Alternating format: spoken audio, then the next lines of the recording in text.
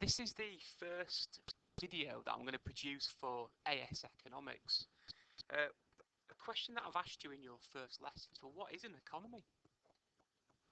Most people have got this idea that, well, it's where I live, isn't it? It's about money. But what really is an economy? Right now, a really, really simple way of thinking about what an economy is. Let's build up a little model. Let's imagine there is a piece of land where there are 5 people that live. We've got Ben, we've got Yusuf, we've got Sally, we've got Sandra, and we've got Paul. Okay, now these 5 different people have got dreams. They all want to live a nice, long, happy life.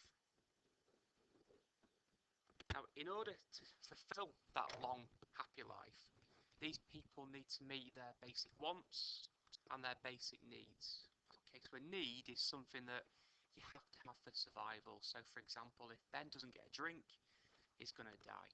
If Paul doesn't get food, he's going to die. If Sandra doesn't get somewhere to live, then she's going to die, unfortunately. Now, once people have met their basic needs, then they ultimately want to move on to wants. Okay, so for example, this year I would like to go on a big luxurious holiday. I'd like to upgrade my car to become well, let's have a better car, for example. I'd like my house to be bigger. So these are the things that you don't need to have to live, but you'd still want them. Now, just to keep things simple, let's imagine that all 5 of these different people, they all have dreams to have 5 different goods or service. So a good is something that's tangible, you can hold it in your hand. Whereas a service is something which is intangible, you can't hold it in your hand. So a really good example of a good could be food. You can physically hold it, it comes in a carry bag. A service is, well, think about education.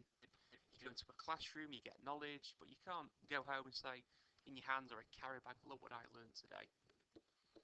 So what these 5 different things are, A, B, C, D, and E, it doesn't really matter. Okay, so let's imagine how things tend to start out. All 5 of these different people, they don't know each other. So they all decide, well, what I'm going to do, I'm going to produce everything that I need. So Ben, to satisfy his wants and needs, will make A, B, C, D, and E. Yusuf, exactly the same. Sally, Paul, and Sandra, they're all making all their own goods and services. Now, at the moment, they've got enough resources to produce just about A, B, C, and D. But the problem is, they're not very good at making these 5 different things, A, B, C, D, and E. So eventually, Sandra gets to know Yusuf, Yusuf gets to know Paul, Ben meets Sally, for example. And what they start to realise is, well, actually, Ben, you're really, really good at making A. So what we would like you to do is to focus just on making product A. Yusuf, you're really, really good at making B. That's what we want you to do. Sally, just make C. That's the thing that you should be doing.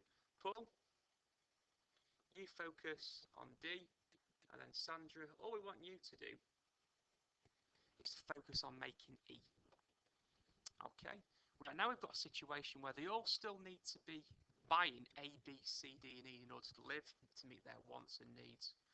But they're now all specialising in what they're best at. So Ben is only making A. Sally is only making C. Now this in economics is very, very efficient. They're now doing what they're best at. Because it's all they're doing as well, they're going to get really, really good at it as well.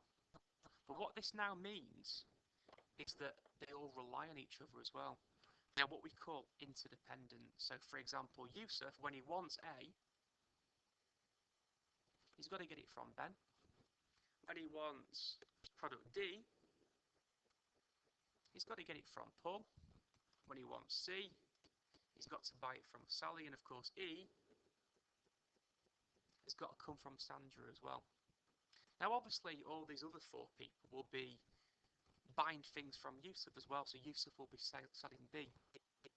Now when economies first started, what would happen is these people would barter.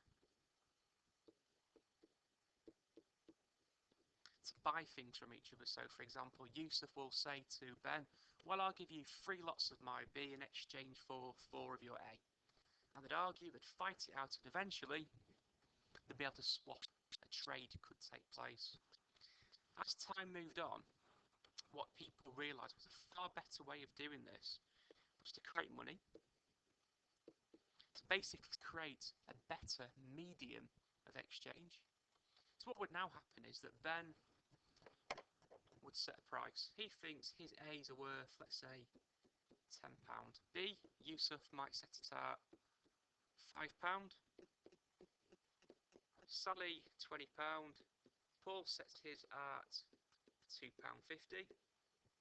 And Sandra will sell us for, let's say, £6.